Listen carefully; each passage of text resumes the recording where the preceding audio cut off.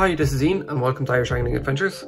So today we're going to be tying this, basically a small deceiver, a very popular fly around the world. Basically just mimics a bait fish, so you can kind of vary the size and the colour to match pretty much any small bait fish that you're looking to mimic. They're very simple to tie really. They actually have very few materials and you can vary the style and kind of play around with it and make it your own very easily. I'll just run through some of the materials before we make a start. So for the hook, I'm going to be using a Sakuma 420. You can obviously kind of choose whatever hook that you like for this fly. You can tie them on a long shank as well, but I think a short shank definitely suits these a little bit better. For the tail, I'm going to be using white saddle feathers here.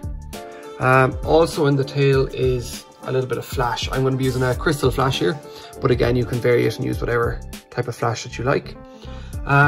For the body, the main kind of bulk of the fly is going to be made of bucktail. I have three colours in this fly, so I have a white, a lavender and an olive. So it's basically a white belly, and on the back I've actually blended a little bit of lavender with the olive. It just helps kind of break it up a little bit and kind of adds an extra kind of tone and a bit of depth to the back of the fly. Then to kind of tidy up the body and basically just hide the thread turns, I'm going to be using a small bit of angel hair. Basically it's just going to be dubbed onto the body and picked out a little bit, and it's just going to add a bit of flash to the core of the fly, as well as I said, kind of covering over those thread turns. You can use any sort of dubbing you like at that point, or else you can leave it out. I'm sure the fish won't mind too much, but obviously it's just nice looking into your tackle box, and kind of nice clean tidy flies. And lastly then is the eyes.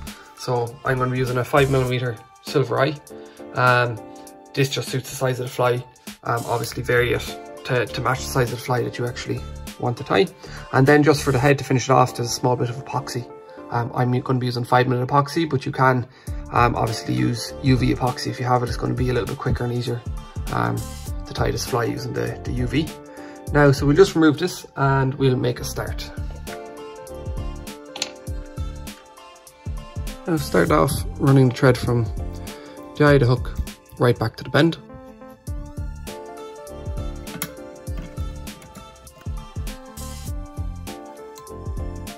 And once we're at the bend, grab two matching saddle feathers and offer them up to the hook.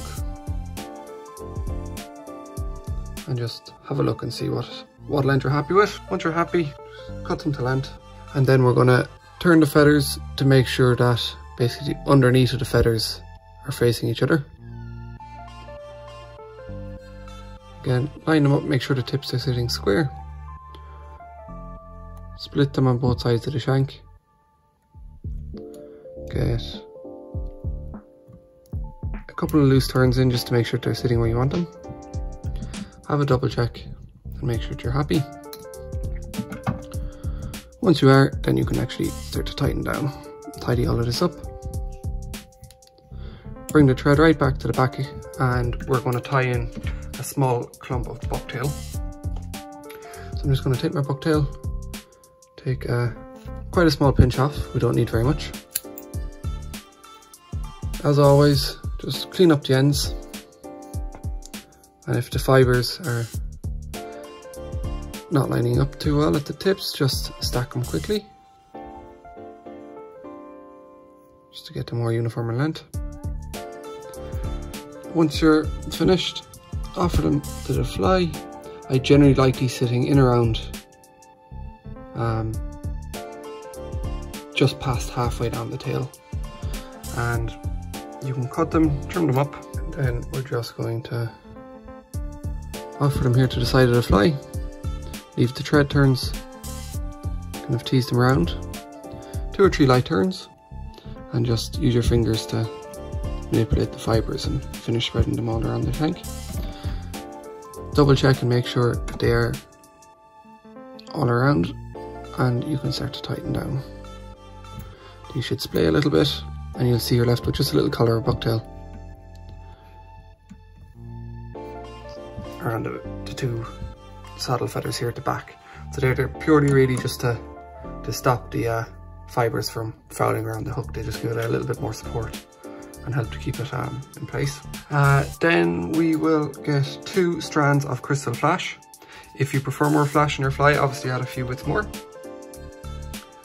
So my 2 strands, I'm just going to wrap them around the thread, double them over, and I'm going to use the thread then to actually pull them right in here on top of the fly. You have to turn in just to lock everything, and then you can split your 2 fibers each side of the shank, get them sitting where you want them to be, and just run the thread back over them, and the thread will bring those fibers down to each side. Once it's done, trim them. You don't want to trim them all at the same length, so just adds your taper if you trim them all slightly different.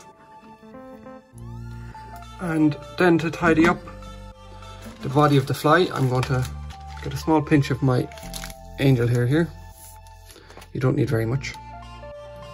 I'm going to dub it on to the hook. I want it pretty loose because I'm going to try comb out the dubbing once I have it on. So start to the back, and we're basically running up to just shy of halfway up the shank. And I'll just grab my dubbing needle. You can get a dubbing brush or whatever else suits you. Tease out some of these fibers, which will basically just help to blend it back into the tail of the fly, and just create a small little bit more volume and flash. Tidy all of this up, and then we are going to just prepare our olive bucktail. Now, so we're going to start off just by taking a clump of olive. We're best to make enough for the whole fly now, rather than having to blend this twice, so I've taken quite a large clump. I'm going to, as always, pull out any of the short fibres under fur, and then I'm going to have a look, and I'm just going to restack this. So pull out the tips, line it back up here into the bunch, and you're left with a nice kind of uniform clump of bucktail. We're going to sit down the olive, and we'll get our lavender bucktail. I've quite a small amount of lavender in this fly, so I'm just going to take a reasonably small clump, and then clean it up, have a look and see if it needs to be stacked. I think I will. So stack the fibres back together. Once we're finished, lay it on top of the olive bucktail, pick the 2 clumps up together, and then to blend it and make it nice and kind of easy on ourselves, what I'm going to do is basically pinch the bucktail on one end. I'm going to twist it, rotate, and then just comb through here. Grab the bucktail by the other side. Again, pinch and twist. Pull it through like this. That's almost there. We'll do it once more and we should be good. Again, pinch, twist. Make sure all the fibres are lining up. You're not going to lose too many. And again, brush that through. And you should see we now have a well blended piece of bucktail here. Then we'll take a pretty sparse bunch of the blended bucktail. Make sure all the tips are pretty well lined up. And then we're just going to offer it up to the wing at the back of the fly. So basically we want to cut this at the same length, and because we're then moving it forward, it's going to be slightly shorter, or fall slightly shorter than the wing, and it'll just help to add to the taper. So we'll just make sure that we're lined up, trim away any of the excess, and then we're just going to put 1 or 2 loose turns in, holding all of the bucktail here on top. Again, have a quick look. I'm just going to lightly press it just to encourage it to sit around the shank of the hook a little bit, and then work back. Pretty light turns. If you crank down and pull tight, this bucktail is going to splay and basically sit straight up. So you want to put light turns near the back, and then as we move forward, we're going to crank down, which will hold everything in place and get it sitting where you want it. Again, we're going to take a little bit of our white bucktail. So I'm just going to small clump of it here. As always, tease out any of the shorter fibers, and if needs be, you can then taper it, or take away some of the taper and just stack the fibers like this. Now this is a little bit too much. I'm gonna take away some of this and we'll use it later in the fly. The very same then, just to make sure that the proportions of the fly are equal, we're going to offer this up to the top wing, the olive, and just make sure that we're trimming that at the same length. Hold this underneath the fly, and with a couple of pinching loops up the way, again quite light, we're going to make sure that this is sitting correctly. Once you're happy with it, again tighten down, but really start to crank as you move up towards the butt ends, because that'll stop us from splaying the fibers too much. Just going to get a dubbing needle, split the fibers each side of the shank. And here we have the start of the fly. Now I'm just going to run the thread forward to just a few mil from behind the eye, and we're actually going to tie in our last stack of bucktail. We're going to reverse it and tie the bucktail forward, and then once we're finished the fly, we're going to actually reverse it back and finish the fly off then. So I'm going to take the last of the clump of the blended bucktail. Again, we're going to line it up with this bucktail here on top, make sure it's the right length around here, and then because it's going to be tied off the front, we're going to lose a little bit of the length. I'm just going to add just a couple of mil onto this before I cut it. Offer it to the top of the shank, and then I'm going to get one or two, again, loose turns in here. Double check, make sure you're happy with the position. Squeeze the bucktail just so as it doesn't spin up on the hook as you apply pressure. Tighten it down, and we can actually tighten this quite a bit. We want it to actually splay and lift up. It'll help us when we're reversing the fly later on. Just get a few turns in to make sure it's not going anywhere, and then quickly just trim up any of the excess fibers. You don't have to be too clean and tidy with this, because we're going to again be covering this with some of our angel hair. And then just one last piece of bucktail, so I'm just going to trim another piece of white. Same as always, we'll just clean out all of the butt ends. Have a look at the taper. This actually isn't too bad, but we'll sack it anyway.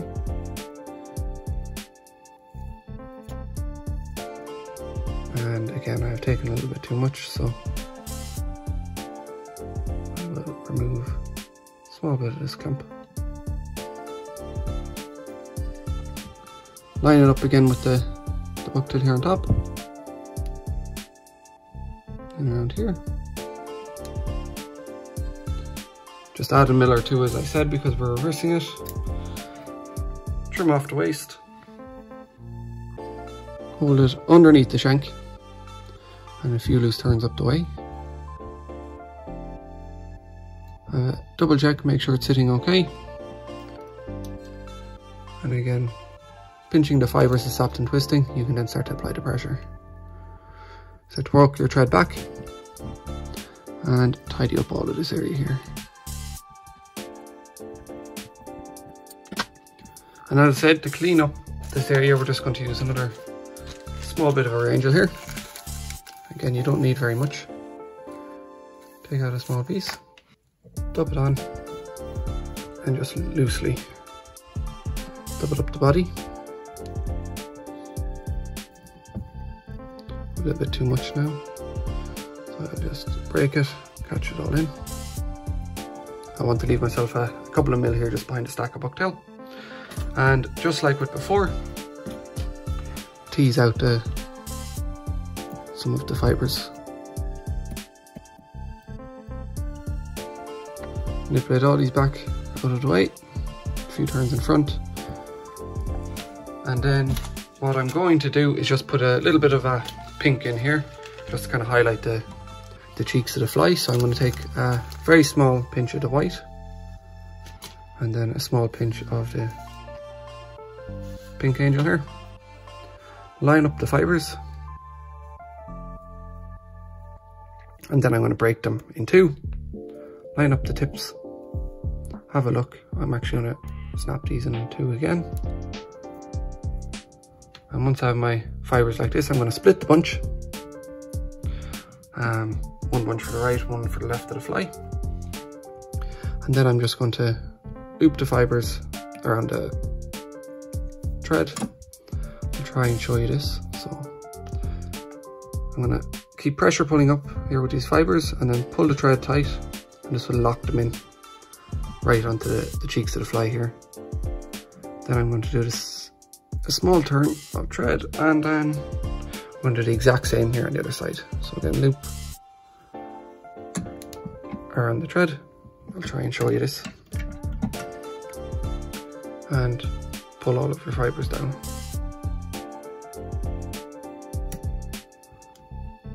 Once they're in place,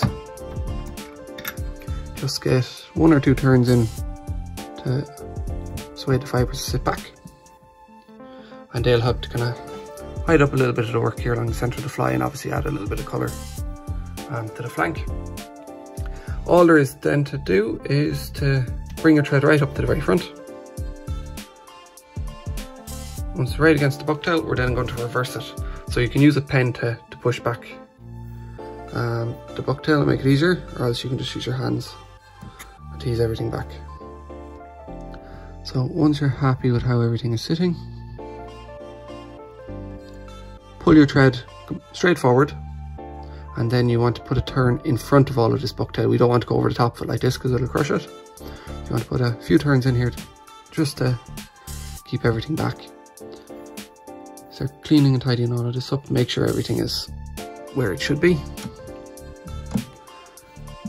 And then we're just going to start to wrap and build up thread turns right here in front of the bucktail. And these are basically going to help persuade the bucktail to actually sit back at a less steep angle like this.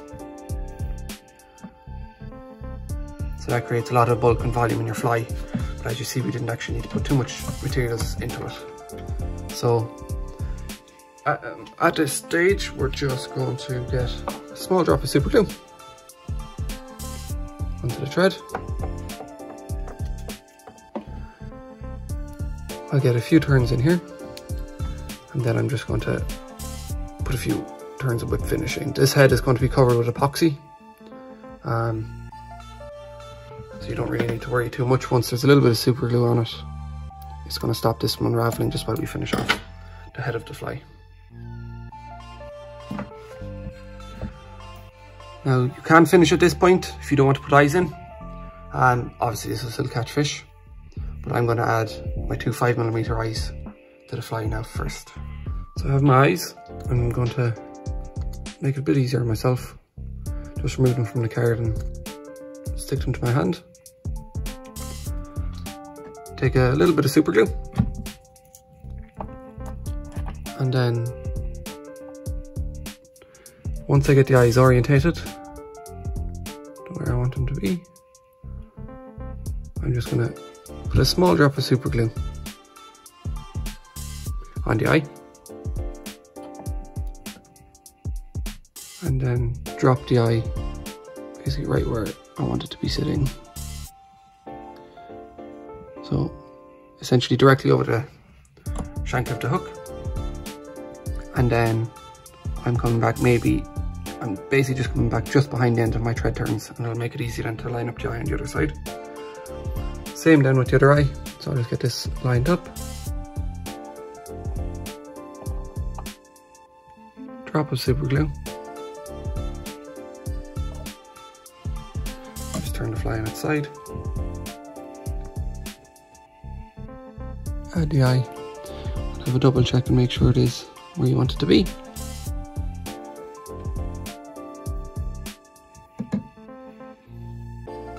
Like so.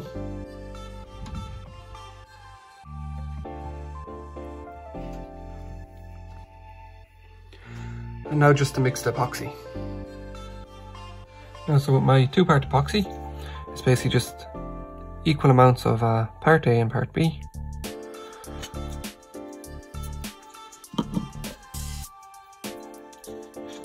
Start mixing them together, and once you begin mixing, you'll notice that they start to go cloudy first. It's actually quite difficult to show you here, but it's just starting to go kind of a milky colour. And then you just continue mixing for a few seconds, and the epoxy will eventually start to go clear, and then you know that the kind of chemical process is starting to speed up, and that it's basically well mixed and ready to use. So once you start to see it go clear like this, you're good to go. Now, so then we're just going to take a drop of the epoxy, drop it on top of the head, just between the eyes, remove any excess, and then we're just going to start to work the epoxy in through the fibres. Make sure you kind of get them right behind the eyes to strengthen the connection. You don't want these coming off. Once the epoxy's worked through, bring it down, put a light coat over all of your thread turns here at the front, work it down between the eye of the hook and the epoxy eyes. Underneath, we're going to do the very same. So turn the fly up, and then a small drop, and just start to work it in. Go over all of your thread turns. Make sure you do the same on the other side.